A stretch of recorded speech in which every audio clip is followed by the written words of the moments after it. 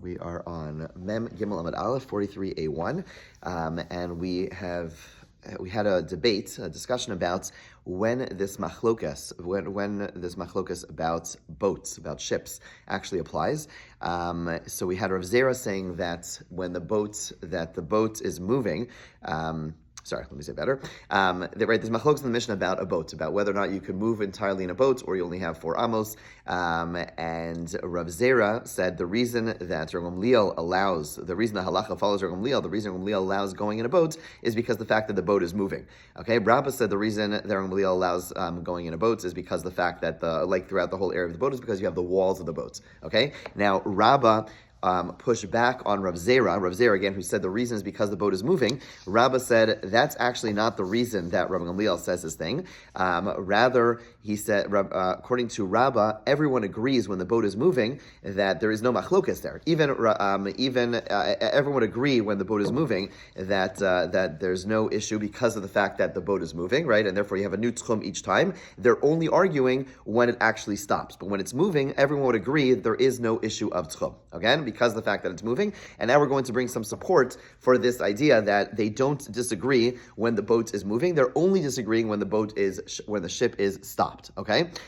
So the Gemara is going to try to prove that. And from Mem Gimel Amud Aleph, Amar Rav Nachman Yitzchak Masnisa Nami Daika. The Mishnah supports that Rav Gamliel and Rav Yeshua do not disagree in the case of a moving ship, meaning everyone would agree in the case of a moving ship. Mimai, how do you see that? Tani, from the fact that it says in the Mishnah, Maisa Shabo mi Plandrasen. These 4 Tanaim, Rav Gamliel, Rav Yeshua, Rav Kiva, they were all coming from this place Plandrasen on a ship. Vifliga Svinasa Bayam, and their ship, which was in the port when Shabbos began, moved out to sea. Okay, and it's beyond the 2,000 amos from the ports. Rav Gamliel and Rav Elazar ben Azariah halchu es kula. Okay, so Rav Gamliel and Rav Elazar ben Azariah, they moved out through the entire ship. Rav Yeshua, Rav Kiva lo zazu me'arba amos sheratzu lahachmer al atzman. And Rav Yeshua and Rav Kiva did not move more than 4 amos. In other words, they stayed in the room. They didn't move more than 4 amos. Why? Because they wanted to be strict on themselves. Okay, those are the key words. They're being strict on themselves. Saying you want to be strict on yourselves implies what? Is that the halacha? No, it's implying that it's a stringency. So if you want to say that really they don't disagree when a ship is moving, that really you are allowed to move throughout the entire ship,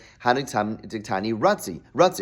it makes sense that they were that these Tanaim, meaning Rav Yeshua and Rav Kiva, they wanted to be strict upon themselves. They were doing something extra, right? Why were they doing something extra? Dilma Amda, because they were concerned that maybe this ship will anchor down, the ship will stop, and then you would not be allowed to move more than 4 amos, because the only reason you're allowed to move more than 4 amos is because it's moving. Then it makes sense. Eli Yamar is pligi, but if you want to say that they disagree even when the ship is moving, that Rav Yeshua and Rav Kiva disagree when the ship is moving, and they also there hold that really, truly, you cannot walk more than 4 amos. Hai ratzu lahachmer isurahu. Why does the Mishnah say they wanted to be strict? According to their opinion, it's forbidden. In other words, it's saying you want to be strict is saying you're going above and beyond the law.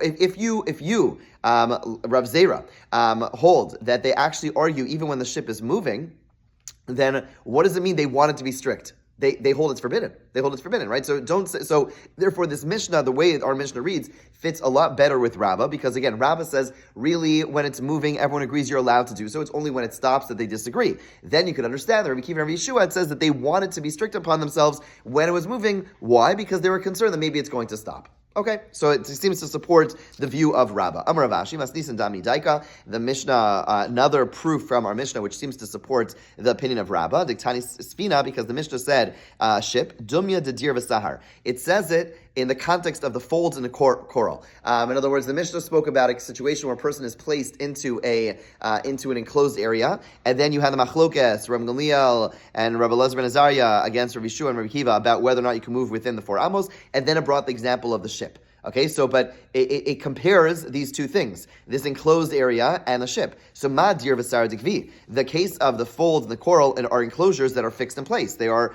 not moving. Afsvina, when I write 43a2, afsvina nami dikvi, we're talking about a ship that is fixed in place. That's when they actually argue, and they would all agree when the ship is moving. Okay, so what comes out over here so far? Actually, let's read a few more lines. The halacha is like Rav Gamliel in the case of a ship. Hilchsa miklad de pligi. B, okay, the fact that it says the halacha follows them by the ship case, Rabbi Gamliel in the ship case implies that Rabbi Yeshua and Rabbi Akiva actually disagree, and it's more than them just wanting to be strict, right? In our Mishnah, it just says they wanted to be strict, which implies they actually agree, they're just being stringent, and yet when Rav Acha, in the name of Rava, in the son, Rav Acha said to Rav Ashi that the halacha follows Rabbi Gamliel, implies that there actually is a machlokes by the ship. And the Gemara says, yes, not from our Mishnah, but elsewhere it does seem to say that. In Vatanya, yes, it says this in a Brisa, Chananya Omer, Kol Oso Yom Yashav V'Danim B'Dvar Halacha, that entire day, while these 4 Tanaim were traveling on the ship, they argued about Tchum. In the evening, my father's brother, Rabbi Yeshua decided, that the halacha is like Rabbi Gamliel in the case of a ship, and the halacha follows Rabbi Kiva in the case of a stationary place, that you only have 4 amos, but the point is that the implication is that there is indeed a real machlokes in the case of a ship, but regardless, the halacha follows Rabbi Gamliel. So bottom line is, the halacha follows Rabbi Gamliel. Certainly, if a moving ship, everyone would agree, you're not limited to your 4 amos. So if a person's on a cruise ship, most ships, I don't think, stop while they're in the water. I don't know. I've never been on a cruise ship. I was like, do they stop? I don't think they stop in the ocean unless. How would you even know? How would you know? Okay, I'm not. I feel like they weren't moving. Well, that's a technical question, but right? I mean, I don't know, right? You'd find out. I don't know. You'd find out. Did you anchor?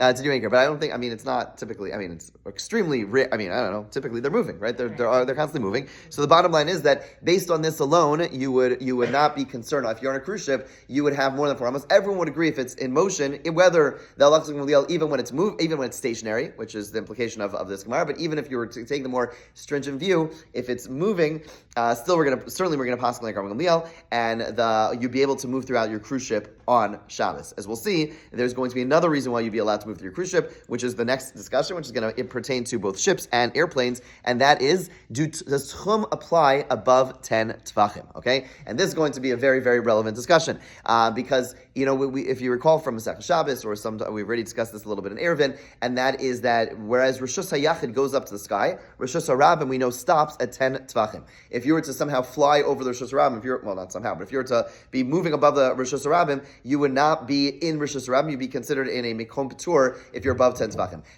Does that apply to Tchum? Does that apply to Tchum? And what's the relevance? The relevance would be either A, if let's say I go to the edge of my Tchum and then I want to go and take a jetpack or an airplane and go above 10 Tvachim beyond my Tchum, would that be a problem? Or B, let's say I am starting Shabbos above 10 Tvachim, right? And then does my residence start already, or does my residence only begin, right? If my residence starts, so let's say Shabbos started, I was flying in the middle of the Atlantic Ocean or whatever, then my Tchum would start over there, right? And then I would not have the 2,000 amos, which is like 7/10 of a mile, nothing, would be done by would be far beyond. I'd be far beyond it by the time I get into by the time I land. Or do we say no? Only when I start getting into 10 Tvachim, which is basically at landing, right? 10 Tvachim is nothing. 10 Tvachim is that, right? Only when I land, right? That meaning the mechitza.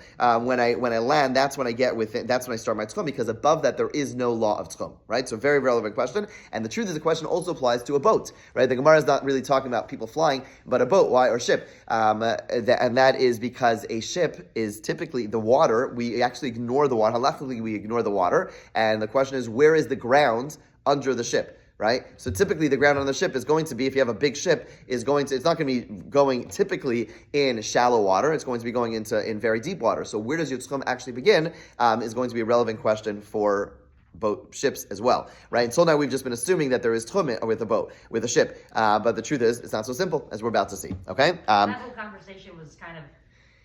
The Gemara is going to ultimately establish that we are, at least according to the view that says there is no Tchum, there is no Tchum in above 10 Tvachim, is going to assume that we're talking about a very particular case where we're more like in a boat as opposed to a ship. We're in like a muddy waters where it's something which is in a much lower area as opposed to something which has a significant amount of water. But yes, it's not going to be so relevant to your typical cruise ship. Yeah. Okay. By Reb Chanan asked the following question: Yesh tchumin lemala me'asar? Are there tchum laws above 10 tvachim? Or ein tchumin lemala me'asar? Or the tchum laws do not apply above 10 tvachim? Okay. So the Gemara now first is going to focus on not the case that we're as interested in. It's going to focus on the case of a person trying to go beyond their tchum on a space above 10 tvachim. So what would that look like? So Amud Gavara Sarav Rachav Arba. Let's say you have at the edge of a person's tchum, there is a post. There's like a structure which is 10 tvachim high and 4 tvachim wide. Loti bailach. There's no question over there that you're not allowed to walk upon that beyond your boundary. In other words, let's say you come to the edge of your tchum and then there is this Great Wall of China. I don't know, there's some structure which is wide and high, and so the question is, can I start walking on that and go beyond my tchum? Right? Would that be allowed? The Gemara says there's no question there. We just treat that's too ground-like to treat it like a separate entity, and that's certainly just considered a quote-unquote thick ground. You're certainly not, if you were to come to the edge of your tchum, and all of a sudden you come to this mechitza-like structure, right? Meaning, I'm just pointing like this type of structure, and it's a little bit wider, so it's like, that's just like a hill. That's a hill. There's certainly no way you'd be allowed to continue walking at that point. We just see that as an extension of the ground. That's not our question. Kiti bailach ba'amud gvara sara. We're talking about a post that is 10 tvachim high. Ve'ena rachav arba, but it's narrow. It's not 4 tvachim wide. And a person wants to walk along this small ledge. So this mechitza is probably a good example because it's probably less than 4. Whatever, it's close. So let's say it's a little bit more narrow. So you have this thing, you're going to start walking, doing the tightrope walking. Let's say you came to the edge of your tchum, you're outside, imagine if this is outside, you come to the edge of your tchum, and lo and behold, you have this structure which looks like this, but a little bit more narrow, and you want to walk on it to go further. Are you allowed to do so, right? That we don't see as really part of the ground because it's like this awkward type of space that you wouldn't typically walk on. Inami, that's one question. A person travels above, by jumping above 10 tvachim. Okay, so we would say is usually, so, the Rashi suggests it doesn't literally mean the person is jumping, because once you land, that wouldn't work, but rather it means the person is flying. Rashi says using God's name. So a person is like some Kabbalist or whatever, and basically using God's name. Can I use a magic carpet? Can I use Kabbalah to go beyond? Okay, in modern terms, we'd say get on an airplane. Fine. Lishnachrina besvina. Another version, the question is about a ship, because a ship typically is going to be above 10 tvachim. What's the halacha? Okay, Amar of Hoshaya says, Tashma. Let's learn from our Mishnah. Ma'isa shebomi plandrasin, right? This is what Jen was getting at, and that is that in our Mishnah we have all these cases. So, for example, the case where they're coming from plandrasin, and their ship, leaves on Shabbos and beyond the tchum. So, okay, if you want to say that the tchum laws do apply, mishum hachi ratzu, so you could understand why Rav Yeshua and Rekiva are being strict on themselves. In other words, let's go back to our case now over here. Ship is at the port, at the dock on Shabbos, and then it leaves. Okay, so now it's in the middle of the ocean. If there's an opinion that says, now we're asking, do we even have a relevant tchum question or not? Because once you're in the ocean, then it's certainly above 10 tvachim, right? So if you do have a tchum, if there really is a tchum issue, then you can understand why Rabbi Kiva and Rabbi Yeshua were saying they wanted to be strict upon themselves, because we're in a place with a tchum. Now, even though we're moving, maybe we'll stop, and then there'll be a tchum issue. We can understand what they're doing. We can understand why they're being stringent. Okay? Eliyamar saying tchumin, but if you want to say there's no tchumin at this height, amai ratzu, why in the world they be strict upon themselves? They're in space. They're flying in the air, right? I mean, figuratively. They're up above. They're middle of the ocean. There's no possible tchum issue. Even if the boat were to stop, it wouldn't be an issue. So it only seems to make sense if you say that really there is a tchum issue above 10 tvachim. Rabbi Gamliel says there's no real tchum because he holds in a boat, in a ship there's no tchum. Rabbi Kiva and Rabbi Yeshua hold there is an issue when it's stationary, would be strict over here even though it's moving. But that's because there'd be tchum. But if there's no tchum in a ship, in an ocean when it's above 10 tvachim, then why are they being strict on themselves? So Gemara says, we have to say, so Rava says we're traveling in shallow waters, and therefore, Rava said about some other context, we're at 43a3, and we'd say the same thing over here, that we're traveling in shallow waters, and that would be the answer. So we have to make a very big ukimta and say the case in our Mishnah was not your typical case of a typical ship, which is traveling in, 10 tvachim is that. Very, it's not very deep at all, but that's what we have to say, that they're traveling within 10 tvachim of the bottom, okay, of the ocean. Tashma, another attempted proof. Also from a Mishnah, once they did not enter the port until it was already dark, okay, and the Gemara, and then what happened? Gamliel said over there, don't worry, you can get off the ship. Why say you're allowed to get off the ship? Remember? He said, because I was watching the dock, and we're already within 2,000 tvachim. This is already within our tchum. Okay, so if you want to say their tchum laws apply above 10 tvachim, shopper makes sense. If you say there's no tchumin, who cares if they were within the tchum? If above 10 tvachim there is no tchum, who cares if they were within the 2,000 amos going in this direction? It doesn't matter. It doesn't matter if there's no tchum issues. Gemara says, so Gemara says, no, we're talking about a case where there were shallow waters. Again, this one's a little bit easier to understand because they're coming close to the port. So you can understand that it's getting more shallow, and that's the particular case where there would be tchum issues because they were cutting close to docking where there are shallow waters. Okay, Tashma, another potential proof, and this from this is not from our Mishnah. There's a brisa, Hani Shav Shmaitza de Eat Amrinan. There is a scenario, the Gemara elsewhere tells us in Chulin that there's 7 rulings that were said b'tzafra b'shabsa kamed Rav Chisda b'sura in the morning of Shabbos before Rav Chisda in the city of Sura, b'hadepadim shabsa kamed Rav Pumbedisa, and then they were repeated in the afternoon of Shabbos before Rav in the city of Pumbedisa. Now between Pumbedisa and Sura there is more. It's more than the regular. You'd run into tchum issues because it's well beyond. The cities are too far from one another. The only way to get past them is if a person goes beyond the tchum. So the Gemara says, "My amrinan, aman amrinan." Who told who? So the Gemara is giving the following case. Basically, you have Are we on the boat still? No, new case. Sorry, thank you Okay. for keeping us on track. Okay, no, I appreciate it. So again, we're talking about a case now. We moved away from the boats, but now again, the question is: is there tchum above 10 tvachim or below 10 tvachim? So you have a case where a halacha was taught in the morning in Surah, and then in the afternoon was taught in Pumbedisa. Now on the same Shabbos. Now, meaning someone heard it in Surah and then went to Pumbedisa and taught it. The question is, how does that happen? They're too far from one another. So how do you get from one city to another? So the Gemara says, who could have shared this message? So Man Amrinu, who is the one who reported them? Lav Eliyahu Amrinu. The Gemara says, is it not Eliyahu? Okay, now basically, right? The Gemara literally means that they assume that Eliyahu went ahead and was sitting in the shir in Surah and then went to Pumbedisa. Now, how does Eliyahu travel? Apparently, he doesn't travel by business class or coach. He flies, Eliyahu flies, and therefore, the Gemara says, how did Eliyahu travel? Eliyahu, again, the whole premise over here is a little bit hard to wrap our heads around, but it seems like the premise is A, that he flies, B, that he follows halacha, okay? And therefore, if the two go together, what makes sense is, how does Eliyahu get there? He went there above the tchum, above 10 tvachim, and clearly, that teaches you, there is no tchum issue above 10 tvachim.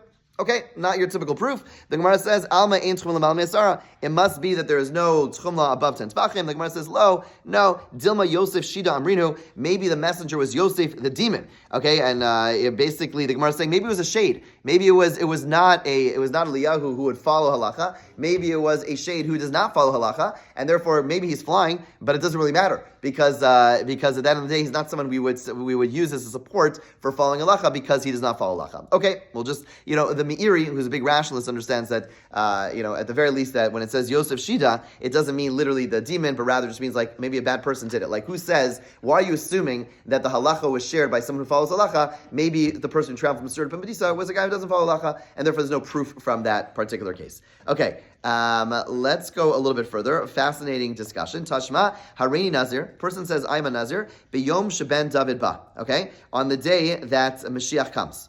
Okay, I'm a Nazir on the day Mashiach comes. Meaning, on the day Mashiach comes, he's not allowed to drink wine. Okay, so it says the Gemara, now there's a concern. There's a concern over here because how do you know every day Mashiach could come today, right? So if I say I'm going to be another person were to say I'm going to be a Nazir on the day that Mashiach comes, so every day they can't drink because every day Mashiach could come, right? So how do you know Mashiach is not going to come this day? So just because he didn't come at 6 in the morning, maybe he's going to come at 7 in the afternoon, right? Who knows? So, whatever, 7 in the morning. So Gemara says, however, you're able to drink, you're allowed to drink on Shabbos and Yom Tov, okay? We're confident that Mashiach will not come on Shabbos and Yom Tov. Okay, how do we see that? It's 43b1. Where does that come from? Fine. The Bryce continues. But you're not allowed to drink wine on any weekday. Okay, so if you want to say that the tchum laws apply above 10 tvachim. Okay, so if you want to say the tchum laws apply above 10 tvachim, this is why you're allowed to drink on Shabbos and Yom Tov. Okay. Wait, why? Okay, why? We're gonna analyze it. Don't worry. So like this. Basically, we're assuming that Mashiach is not going to come. Mashiach is only. How's Mashiach coming to us? Okay, the assumption is Mashiach is airborne. Okay, that's the assumption of the Gemara, and therefore we say if Tchum applies on Shabbos and Yom Tov, then we can understand if Tchumim applies above 10 Tvachim, then we can understand why Mashiach's not coming on Shabbos and Yom Tov, because how Mashiach arrive? In the air. And he cannot do so because Mashiach's not going to violate the halachos. So it would be a proof that tchum applies above 10 tvachim. But if you say that there is no tchum issue, then Shabbos Yom Tovim, Amay Mutter. So if there's no Tchum issue, why can't Mashiach come on Shabbos Yom Tov? He's not coming above, so meaning let him fly, let him come above 10 Tvachim, and therefore there would not be any Tchum issues. Right? Fascinating discussion. Okay, so the Gemara says, nope, Shani Hasam, that's not a good proof. To Amar Kra. Okay, let's pause over here because we're going to get into a whole discussion about who comes, what the process of Mashiach comes. It's a fascinating discussion about, but the assumption is they're flying, and we're going to get into Eliyahu flying. But let's just break this down practically. Spoiler alert, ultimately the Gemara Paskins, and I'm jumping ahead a little bit over here, and that is the Gemara Paskins that there is no Tchum issue above 10 Tvachim. There's no Tchum issue above 10 Tvachim. It only starts below 10 Tvachim. Okay, so there's massive ramifications for an airplane. So let's break this down. A person arrives on Shabbos on an airplane, right? For whatever reason they get stuck, don't fly, late on Shabbos, but this happens. So what happens then is when the plane hits that type of space, that's when the Tchum begins. Okay? Now, this doesn't necessarily, so what does this mean practically? What this means practically is that when the plane lands, you have now how much is 2,000 amos? It's 7/10 of a mile. It's actually not very long. In an airport, that's actually very insignificant. Airports are huge. It's meaningless almost. However, so really you would not. So you don't have to worry about the fact that your airplane was in the middle of the Atlantic or whatever it was, or up in the sky. That doesn't matter. The tchum only begins when it hits 7/10. When it goes under that space. Now, in addition though, what you are allowed to move around in the airplane, because the airplane is just one contained space, and we saw the opinions that say that one contained space is your space on Shabbos, and therefore you're allowed to walk around through the airplane. The question is, can you go outside of the airplane? Now, the airplane is called a full-fledged Rosh Hashanah. It's a place that people eat, people sleep, and therefore it's a full-fledged Rosh Hashanah. The question, though, is how do we treat an airport? So in your typical modern country, your airport is going to be connected, your plane is going to be connected to the airport without having to go outside. Right? If you were to go outside into the outside space, that would be really tricky. Okay, but nowadays usually that's not a problem. It's a small plane though, like the smaller plane. Yeah, then you run into an issue. Meaning you're getting off you're going onto the tarmac. Yeah, that would be a real issue because the question then is depends how you really don't have too much space you're allowed to go because it started at 7:10. I imagine landing is about a mile. I don't know how long is the probably more, right? I mean, so that would be highly problematic. Ask a local Orthodox rabbi. But in your typical case, where you're going to go straight into the airport, there is a discussion. Is the airport called Rosh Hashanah? Right? To be defined as a Rosh Hashanah in an enclosed place, it has to be a place where a person could. It's set aside for eating and sleeping. So do you treat an airport that way? Tricky, right? People do sleep there, so the bottom line is the poskim are lenient in a case of need and treat it as a private domain, and therefore, at the very most, what you'd be allowed to do is you'd be allowed to, again, you can't get any further because you've already gone past your 7/10 a mile, but you're allowed to stay in the private domain that you are in. So the poskim point out you are allowed to go from your airplane into the airport, but you're stuck over there. You cannot start walking beyond the airport. You cannot leave the airport for all of Shabbos. That's what you'd have to do. You'd have to stay put in the airport for all of Shabbos. Okay? What about if there's a hotel attached to the airport? If it's literally attached, you'd be allowed to do that. Okay. But that's not so common. It's not something that happened in an airport where they had a hotel. Okay, if it is, then you'd be allowed to. But if it's down the block, you can't go anywhere.